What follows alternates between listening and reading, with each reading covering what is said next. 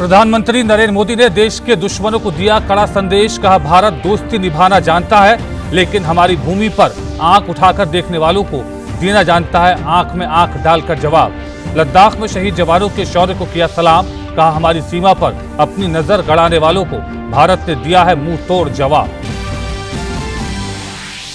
प्रधानमंत्री ने कहा, खनन, अंतरिक्ष और कृषि जैसे दशकों से बंद पड़े कई क्षेत्र को अनलॉक फेज में खोला गया। सुधारों के आत्मनिर्भर भारत और प्रौद्योगिकी उन्नयन की गति को तेज करने का जताया भरोसा। कहा, चुनौतियां आने से साल खराब नहीं होता, बल्कि अवसर में बदलने से विकास के नए रास्ते खुलते हैं। केंद्रीय गृह मंत्री अमित शाह ने कहा, पीएम मोदी की अगुवाई में देश जीतेगा कोरोना और चीन के खिलाफ जंग। कांग्रेस नेता राहुल गांधी पर बोला हमला। कहा, ये कांग्रेस के लिए सोचने की बात है कि उनके नेता के बयान को चीन और पाकिस्तान आगे बढ़ा रहे हैं।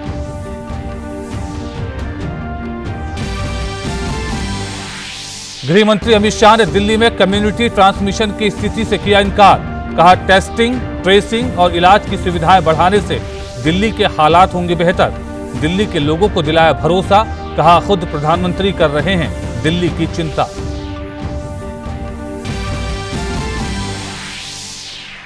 भारत में कोविड-19 का रिकवरी रेट बढ़कर हुआ 58.56%।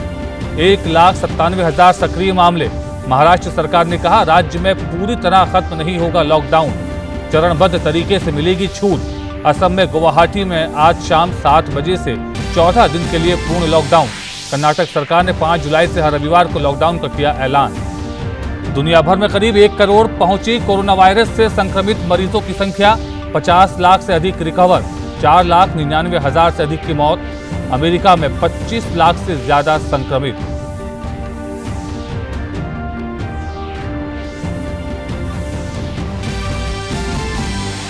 देश के कई राज्यों में मानसून से जोरदार बारिश। असम के 21 जिलों में 4.5 लाख से अधिक लोग बाढ़ से प्रभावित।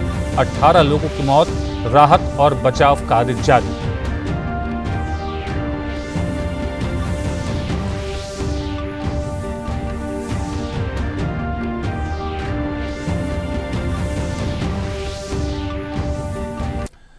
नमस्कार, मैं हूं नदीम अंसारी।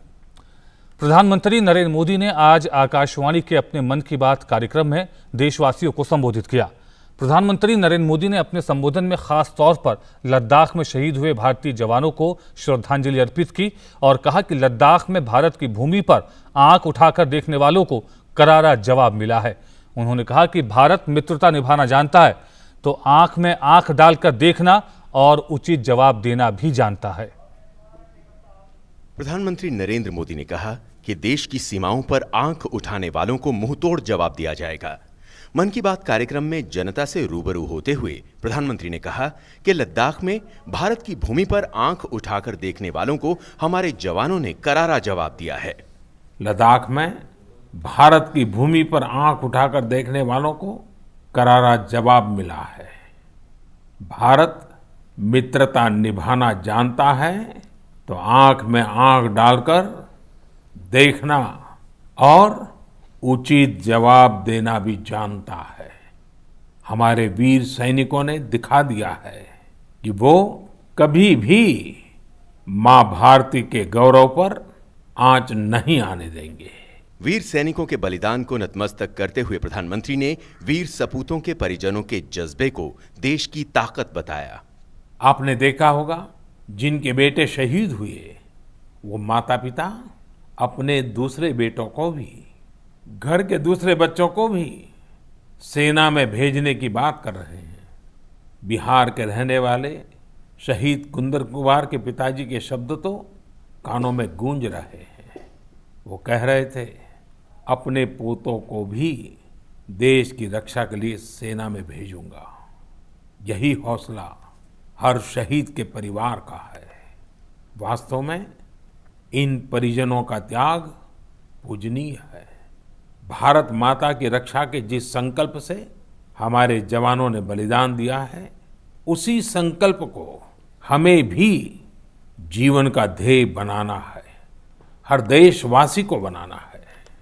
हमारा हर प्रयास इसी दिशा में होना चाहिए, जिससे सीमाओं की रक्षा के लिए देश की ताकत बढ़े देश और अधिक सक्षम बने, देश आत्मनिर्भर बने, यही हमारे शहीदों को सच्ची श्रद्धांजलि भी होगी। आत्मनिर्भर भारत को सफल बनाने में जन भागीदारी का आह्वान करते हुए प्रधानमंत्री ने लोकल के लिए वोकल बनकर देश को मजबूत करने की बात कही।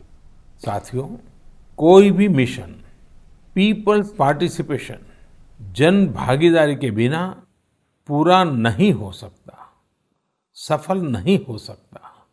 इसलिए आत्मनिर्भर भारत की दिशा में एक नागरिक के तौर पर हम सबका संकल्प, समर्पण और सहयोग बहुत जरूरी है, अनिवार्य है। आप लोकल खरीदेंगे, लोकल के लिए वोकल होंगे, तो समझिए आप देश को मजबूत करने में अपनी भूमिका निभा रहे हैं। गौरतलब है कि भारत का संकल्प अपने स्वाभिमान और संप्रभुता की रक्षा है और लक्ष्य है आत्मनिर्भर भारत। भारत की परंपरा है भरोसा और मित्रता, तो वहीं भारत का भाव बंधुता।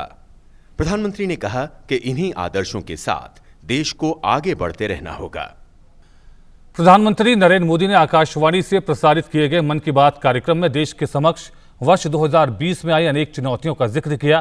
प्रधानमंत्री ने देशवासियों को भरोसा देते हुए कहा कि चुनौतियां आने से साल खराब नहीं होता, बल्कि इन चुनौतियों को अवसर में बदलने से विकास के नए रास्ते खुलते हैं। मन की बात कार्यक्रम में जनता से रूबरू होते हुए प्रधानमंत्री नरेंद्र मोदी ने देश में एक साथ आई अनेक चुनौतियों का जिक्र किया।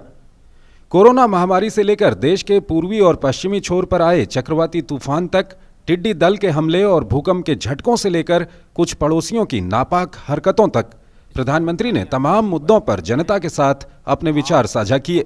पीएम ने कहा कि भारत ने हमेशा संकटों को सफलता की सीढ़ियों में परिवर्तित किया है। 2020 साल के विषय में लगातार हो रही चर्चाओं पर विराम लगाते हुए प्रधानमंत्री ने कहा कि चुनौतियां आने से कोई साल खराब नहीं हो जाता।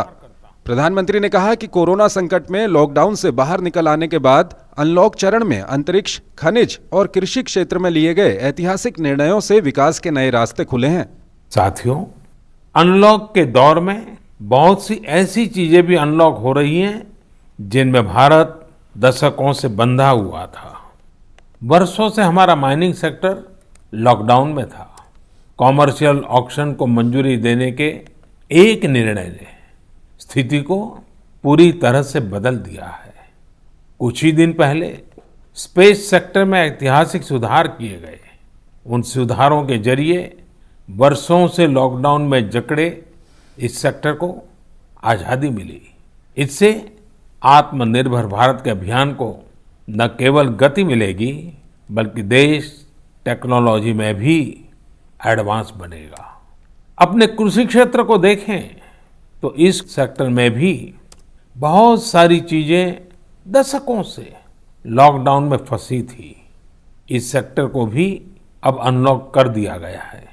इससे जहां एक तरफ किसानों को अपनी फसल कहीं पर भी, किसी को भी बेचने की आजादी मिली है, वहीं दूसरी तरफ उन्हें अधिक ऋण मिलना भी सुनिश्चित हुआ है। ऐसे अनेक क्षेत्र हैं जहां हमारा देश इन सब संकटों के बीच ऐतिहासिक निर्णय लेकर विकास के नए रास्ते खोल रहा है।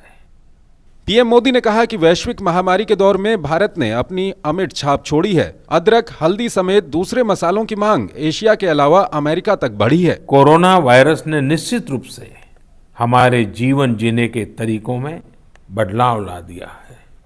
मैं लंदन से प्रकाशित फाइनेंशियल टाइम्स में एक बहुत ही दिलचस्प लेख पढ़ रहा था। इसमें लिखा था कि कोरोना काल के दौरान अदरक, हल्दी समेत दूसरे मसालों की मांग एशिया के अलावा अमेरिका तक में भी बढ़ गई है। पूरी दुनिया का ध्यान इस समय अपनी इम्यूनिटी बढ़ाने पर है और इम्यूनिटी बढ़ाने वाली इन चीजों का संबंध हमारे देश से है। हमें इनकी खासियत विश्व के लोगों को ऐसी सहज और सरल भाषा में बतानी चाहिए जिससे वे आसानी से समझ सकें और हम एक हेल्दियर प्लेनेट बनाने में अपना योगदान दे सकें। इसके साथ ही पीएम ने आयुर्वेदिक औषधियों की खूबियों का भी जिक्र किया। मॉनसून के सीजन में कई बीमारियां भी आती हैं। कोरोना काल में हमें इनसे भी बचकर रहना है। आयुर्वेदिक औषधियां, काढ़ा, गर्म पानी, इन सब का इस्तेमाल करते रहिए, स्वस्थ रहिए। पीएम ने देशवासियों से गणेश चतुर्थी के अवसर पर इको फ्रेंडली गणेश की मूर्तियों को बनाने को कहा। प्रकृति और पर्यावरण के संरक्षण की अपील करते हुए पीएम मोदी ने इस बार के मानसून में अधिक सतर्क रहने को कहा। बारिश के मौसम में प्रकृति भी जैसे खुद को रिजुवेनेट कर लेती है, मानव प्राकृतिक संसाधनों का जितना दोहन करता है, प्रकृति एक तरह से बारिश के समय उनकी भरपाई करती है, रिफिलिंग करती है। लेकिन ये रिफिलिंग तभी हो सकती है जब हम भी इसमें अपनी धरती माँ का साथ दें, अपना दायित्व निभाएं।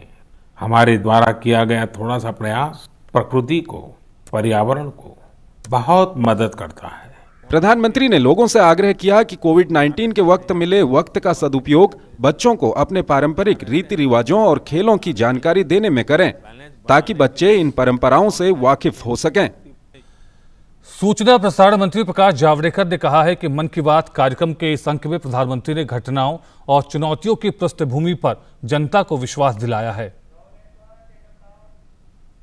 मन की बात अब पूरा देश ध्यान से सुनता है और आज तो